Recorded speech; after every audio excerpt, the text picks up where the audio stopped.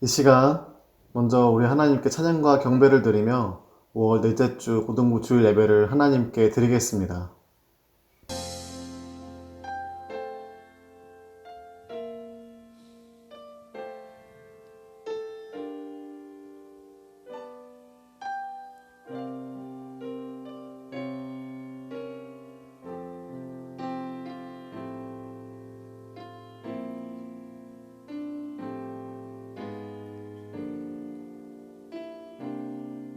찬양합니다. 완전하신 나의 주. 완전하신 나의 주, 그의 길로 날 인도하소서. 행하신 모든 일 주님의 영광 다 경배합니다. 다시 한번 완전하신 나의 주, 그의 길로 날 인도하소서. 행하신 모든 일 주님의 영광 다 경배합니다. 예배합니다. 찬양합니다. 주님만 날 다스리소서. 예배합니다. 찬양합니다. 주님 홀로 높임 받으소서. 예배합니다. 예배합니다. 찬양합니다. 주님만 날 다스리소서. 예배합니다. 찬양합니다. 주님 홀로 높이 예배합니다. 예배합니다.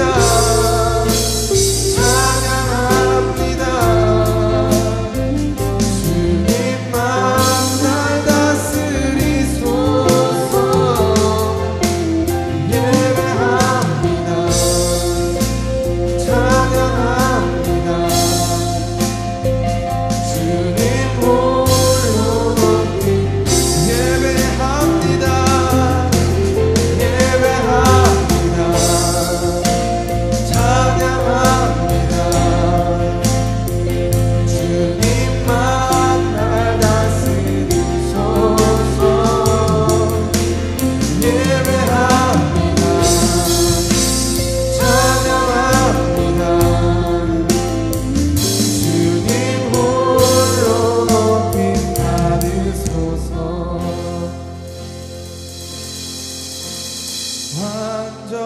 완전하신 나의 주, 그의 길로 날 인도하소서.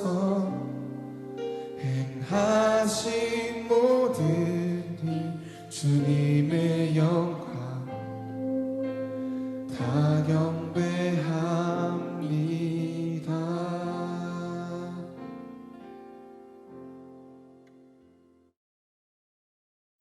사랑이 많으신 하나님 아버지, 오늘도 영상으로나마 함께 기도하고 예배드릴 수 있게 허락하여 주셔서 감사드립니다.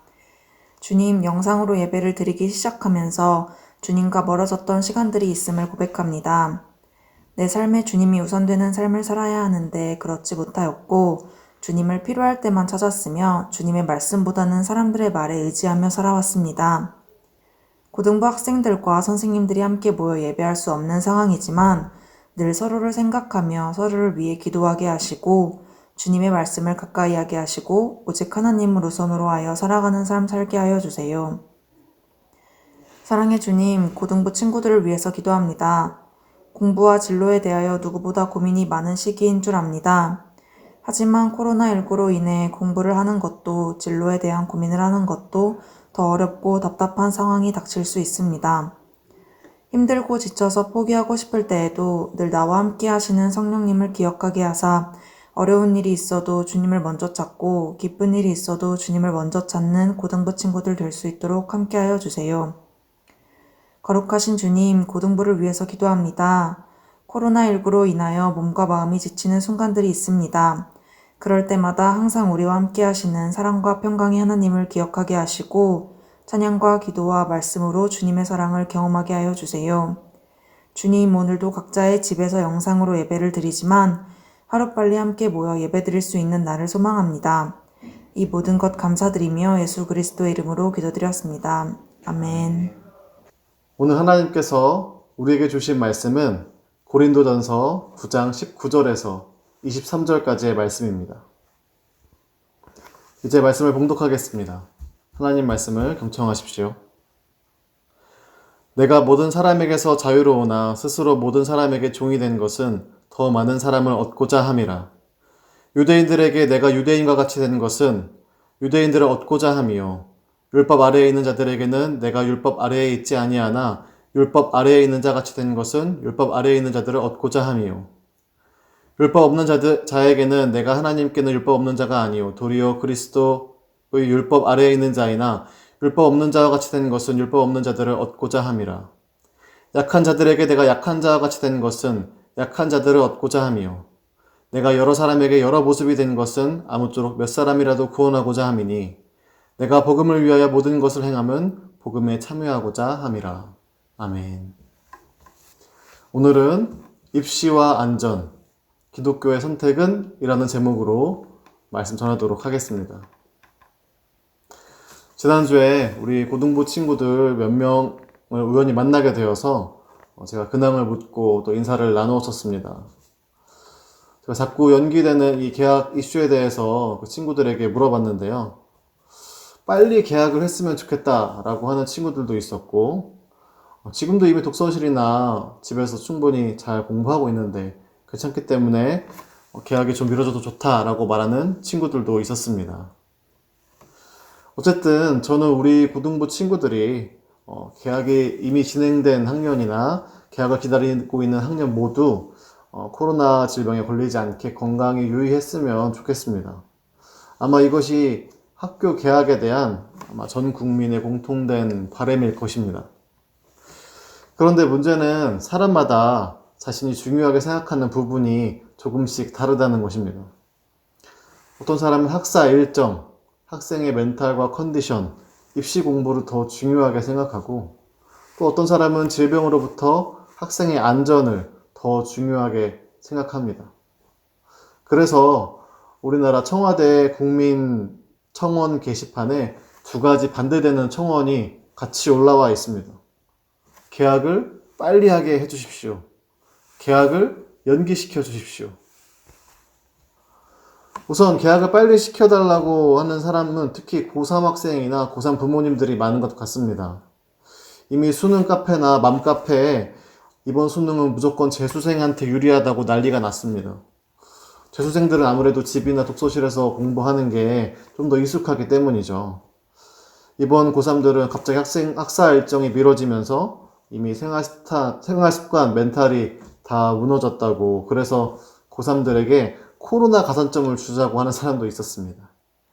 이들의 주장을 들어보면 다 맞는 말인 것 같습니다. 계약을 빨리 하고 학생들이 학교에 빨리 다니게 되면 생활 습관과 패턴이 통제가 될 것이고 각종 학사 일정과 수시 모집, 모의고사 등을 통해 고등학교 생활에도 안정감이 생길 것입니다. 그러나 이런 의견을 반대하는 사람들은 이렇게 일침을 놓습니다. 지금 아이들을 지뢰밭으로 내몰면서 지뢰 조심해라 라고 말하는 것과 같다고 말입니다. 아무리 입시가 중요해도 아이들 목숨보다 중요하겠느냐.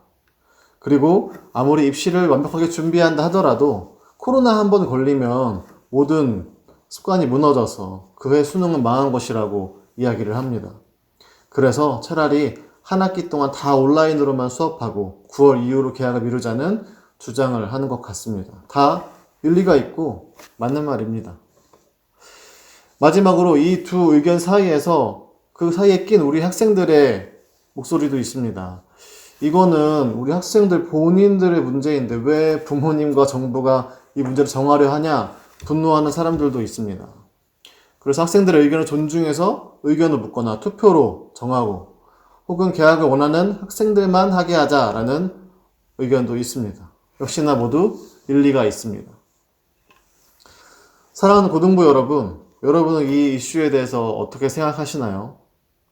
아마도 여러분도 마찬가지로 각자 처한 상황에 따라서 의견이 다 다를 것 같습니다.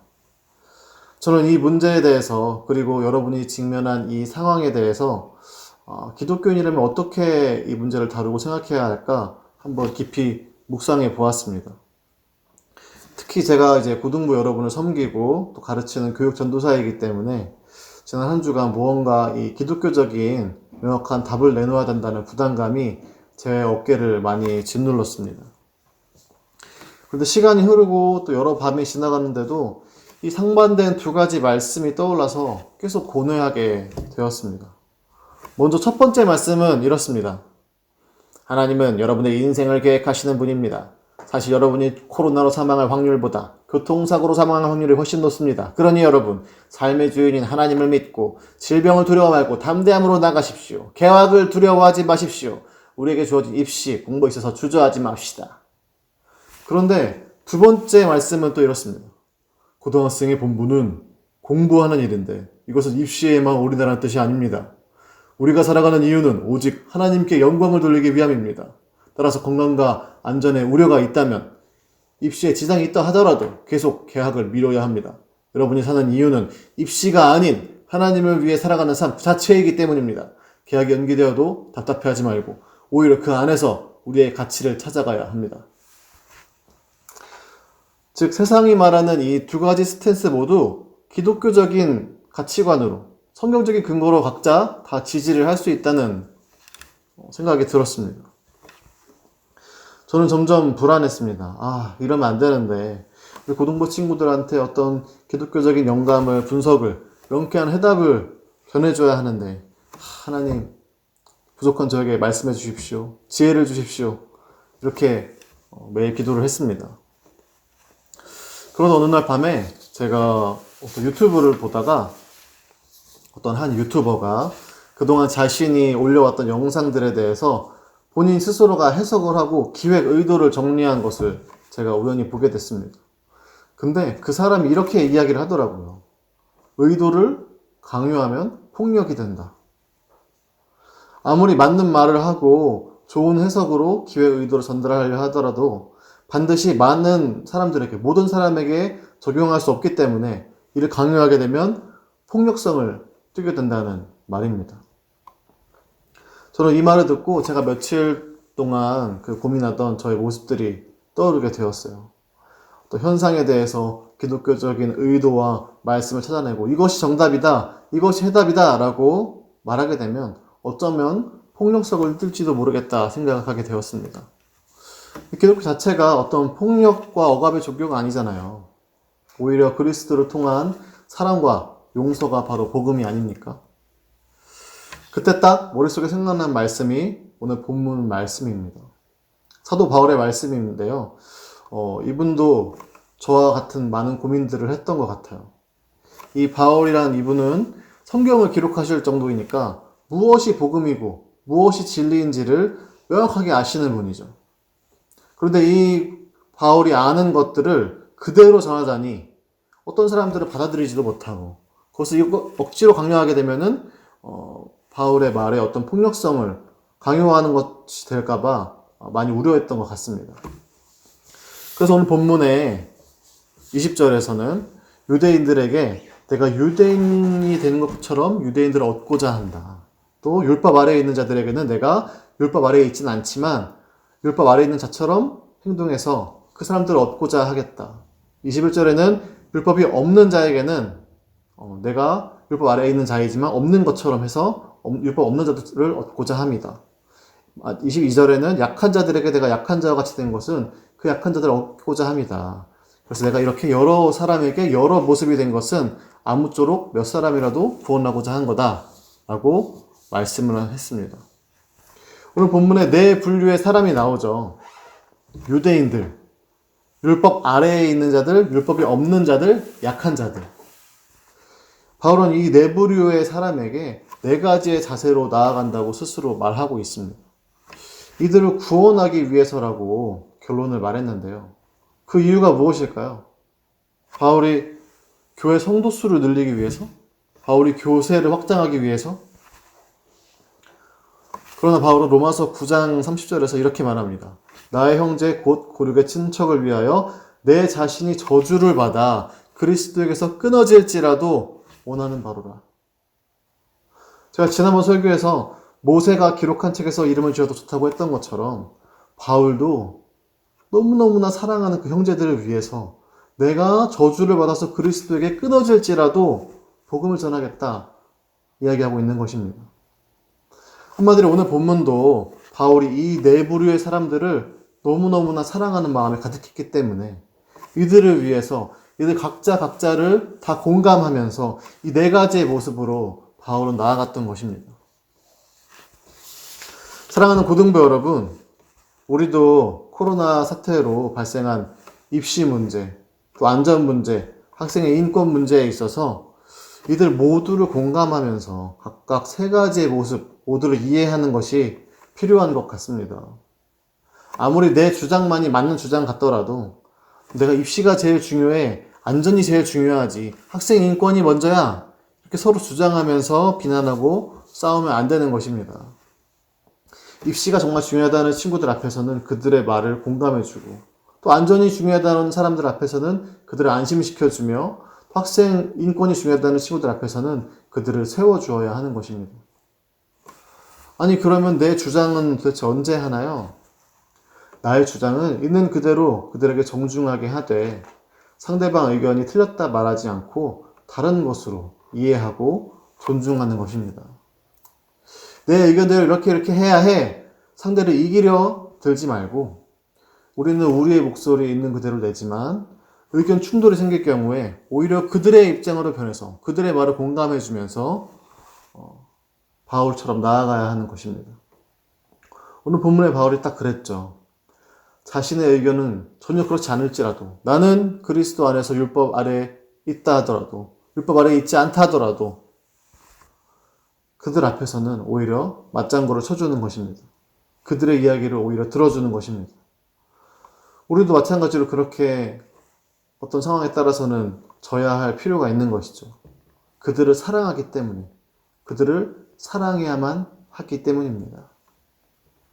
여러분, 예수님께서도 우리를 너무나 사랑하셔서 십자가에 달려 죽으셨습니다.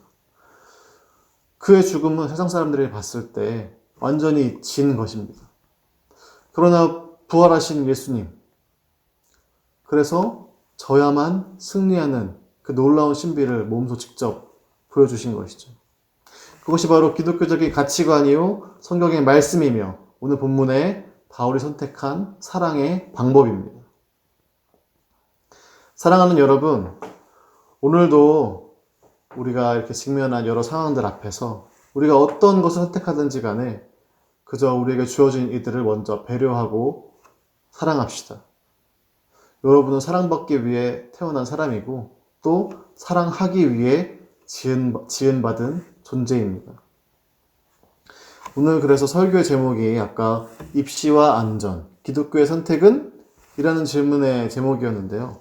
정답은 바로 다름 아닌 사랑인 것이죠.